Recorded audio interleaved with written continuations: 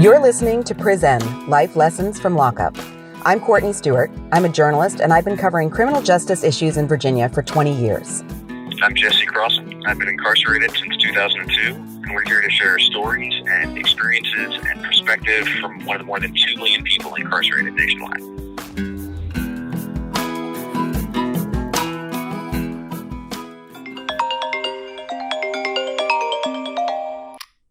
Hello, this is a prepaid debit call from... Good morning. How are you? Doing well. Yourself? I am doing fine, thanks. So we are launching Pri-Zen, and this is our first episode. I thought it would be good to just begin with just a recap of how you and I became acquainted. It goes back to 2019 when I was a reporter at CBS 19 in Charlottesville. And I wanted to do a story on the abolition of parole in the mid-1990s under then Governor George Allen. And so I was going over, searching the web and looking at things, and I came across a Facebook page that your mom maintains for you. And that took me, there was a link to your website for your clemency petition where you have a lot of your essays, your story posted. And so I thought you would be a fantastic person to talk to for that story. So I reached out through the prison email system, as I recall, and we connected. I did a couple of stories in August of 2019.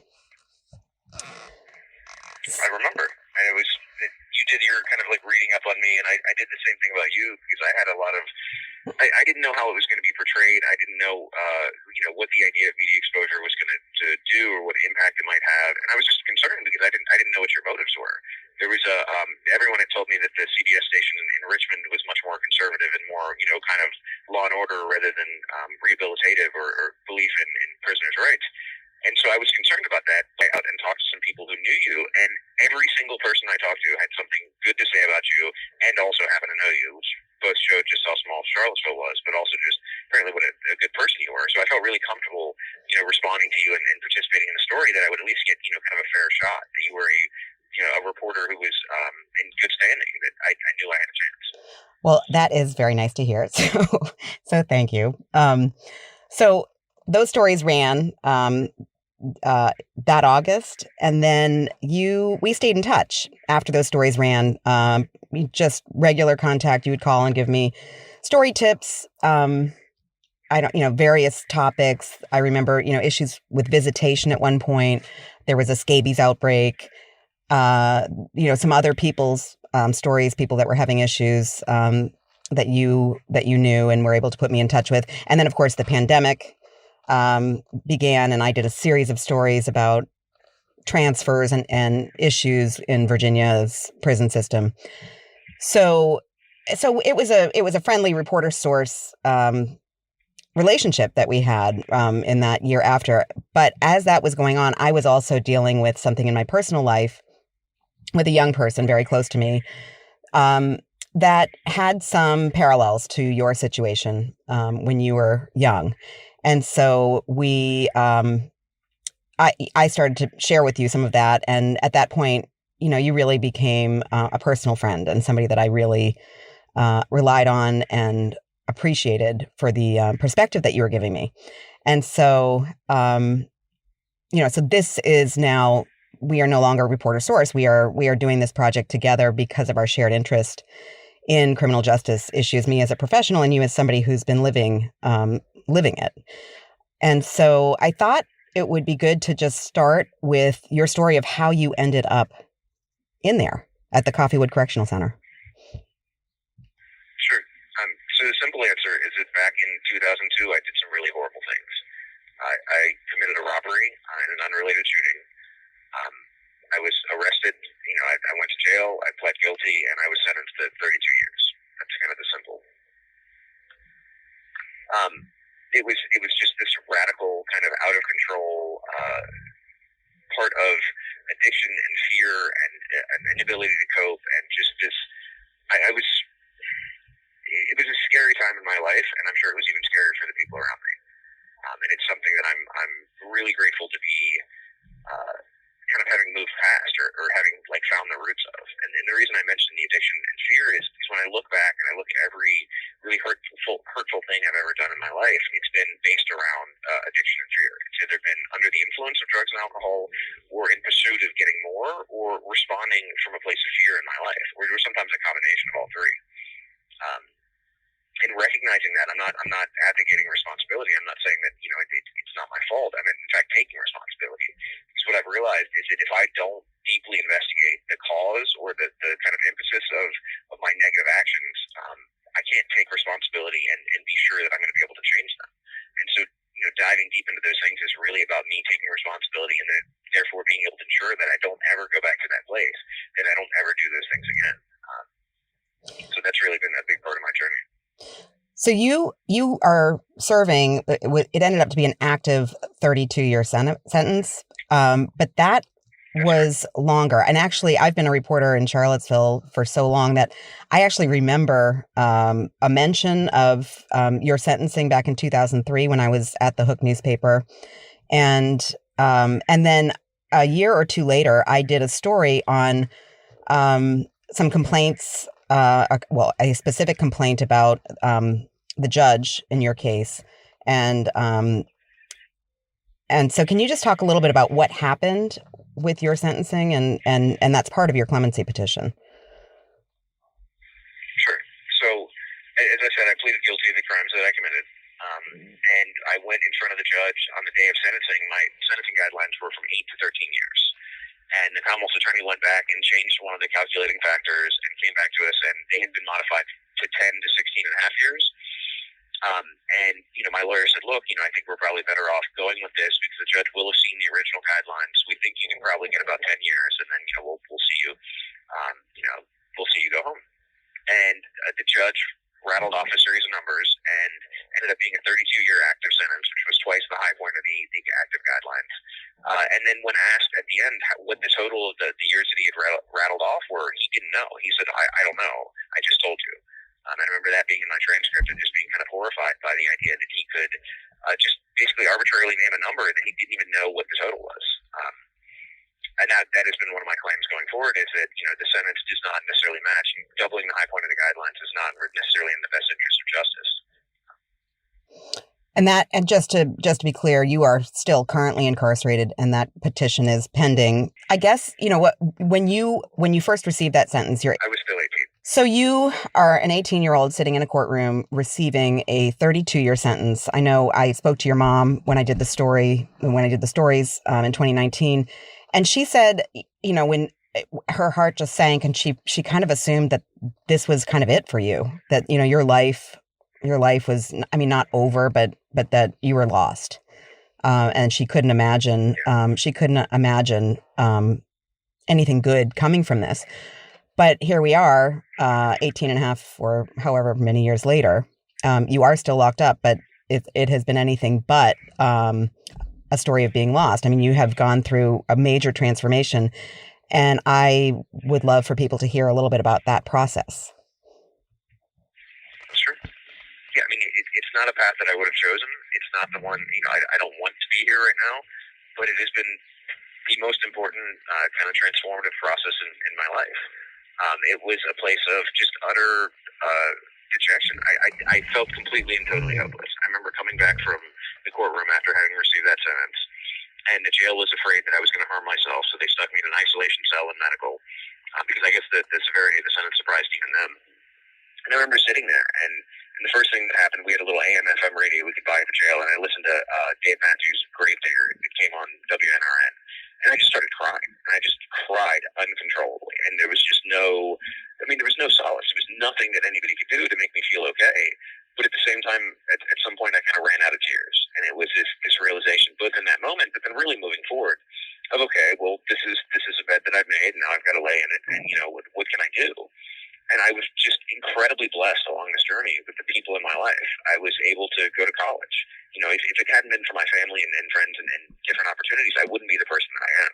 But I was able to go to college. I was able to run across people both in here in prison as well as out there who were just loving and supportive and mentored me and guided me and kind of loved me back to life, because I think there was a period that I potentially could have been lost. And I've seen a lot of guys in here who really do get lost because they don't have that love and support. And when they receive a crushing sentence, they can't cope with it. They can't cope with the kind of the enormity of what they've done to get in here, and they don't really see any way forward. So they give up. They stay high all the time, or they harm themselves, or they seek whatever kind of support and connection they can find in here, which is often not healthy and not positive.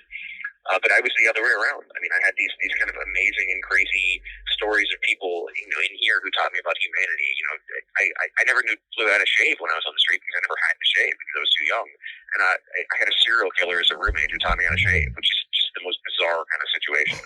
I had this kid who I never would have expected who, taught me about meditation and taught me about life, and who was younger than me and just basically straight off the street, and ended up just completely changing the way I look at the world.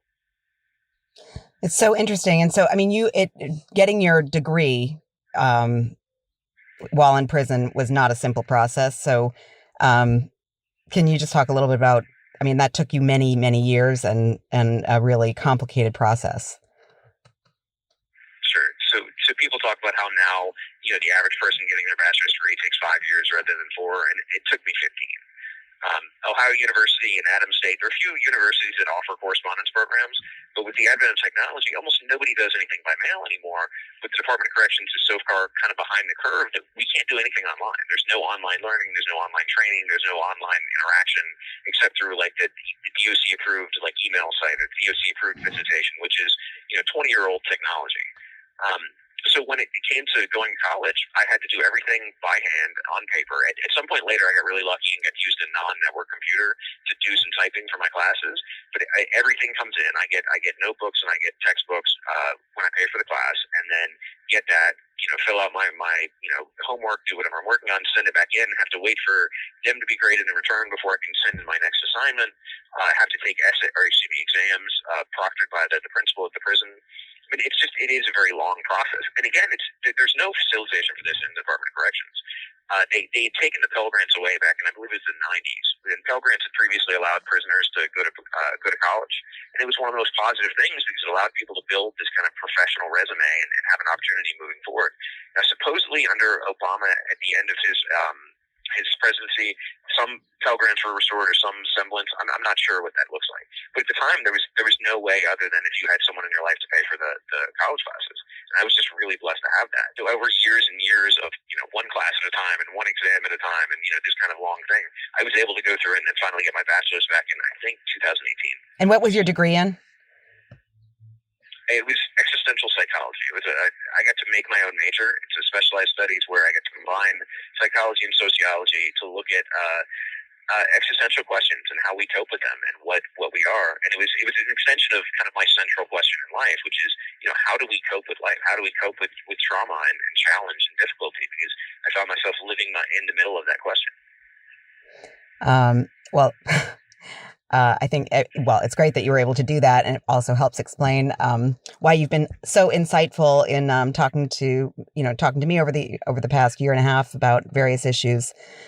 It's not the only thing you did, though, because you got some sort of training as an electrician, and then there was also your work with meditation. So can you kind of just touch on both of those things? So I was really fortunate. One of the things that the Department of Corrections offers that is just absolutely amazing is people who work in maintenance, people who work in vocational classes have the opportunity to get a state apprentice or participate in a state apprenticeship and then test for licensure.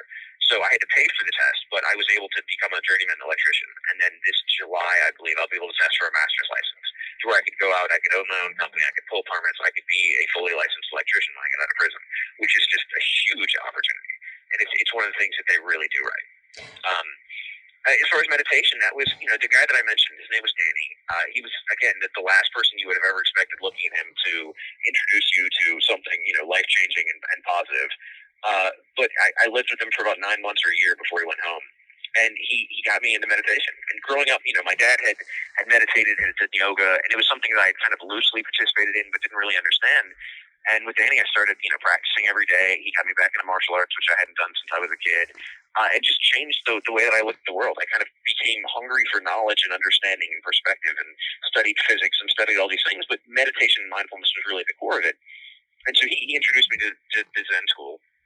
And then after he had left, I was continuing to meditate on my own. But I was just really blessed that I happened to be having a conversation with a family friend randomly out of nowhere who said, you should really talk to James. He's been practicing Zen for 35 years. He was somebody I'd known, but I had no idea. So that was how I met James, who's become my Zen teacher. And I call him that, but it's a much more kind of complicated relationship. He's a psychologist. He's a mentor. He's a friend. He's just been one of the people who's really been essential in the transformation I've experienced. And I have to say that the adoption of mindfulness meditation, of Zen, and of other practices we worked on has been the biggest single change in my life, and the most beneficial and the most empowering. And is it okay to say his whole name? Sure, James Yates out of Charlottesville. Because I think, he's really specialized in that, and so I guess over the next several episodes of this podcast, we're going to touch on a bunch of different topics. I'm really excited. Here's some stories because you've got some crazy ones, and just explore some of the issues. I mean, we'll be looking at issues of grief. I mean, you've had to go through a number of major life experiences while incarcerated, but also relationships, how people develop relationships, maintain relationships while they're incarcerated, and then looking at a little more in depth at the opportunities, like educational opportunities, and what's available now and what might be helpful. And then also just thinking and brainstorming about criminal justice reform issues. I don't know, and anything else that you want to talk about. I'm sure we will continue to find topics as they come up, because the reality is that life in here is very similar to life out there. The outer trappings or the outer appearance isn't the same, but the substance, the core, the issues we're grappling with, the things that we need to learn to cope with, and the things that we want are essentially the same. We're seeking connection, we're seeking understanding, we're seeking to not feel alone, to not feel scared, to feel okay, and to enjoy ourselves, to laugh, and to be engaged in things. And I feel like, in a weird way, this perspective has just been incredibly helpful for me because it's really cut to the core of things. I don't have all the distractions. I essentially am just faced with the questions. I'm faced with the doubts. I'm faced with the desire to understand. And I don't have the distractions to keep me away from that or to keep me kind of like temporarily numb or half fulfilled. And I'm really grateful for that in a sense. I'm not necessarily grateful for the way it came. I'm not grateful for the harm that I caused. I'm not grateful for, the path that led me here, but I'm really grateful for the way it's forced me to face things head on. And just the person it's allowed me to become, the experiences it's allowed me to have. And I think one of the things that I found interesting in our conversations is just, you've done a lot of thinking about accountability. Criminal justice reform has to be balanced against public safety and victims' rights. And I, as a reporter, have certainly frequently in my 20 years reporting, been writing from the victim's perspective, and I'm very aware of the fact that those needs have to be considered when you are talking about anything to do with criminal justice reform. And I've been interested to hear your perspective on that as well. Absolutely. There's this false dichotomy of either being pro-criminal justice reform, which tends to focus on prisoners and say nothing about victims, and then the opposite side, which is this kind of law and order side, which focuses only on prisoners, but not, only on victims, but not prisoners. And it doesn't make sense. It's not a common sense approach. Victims do not get the support and the resources they need in any way.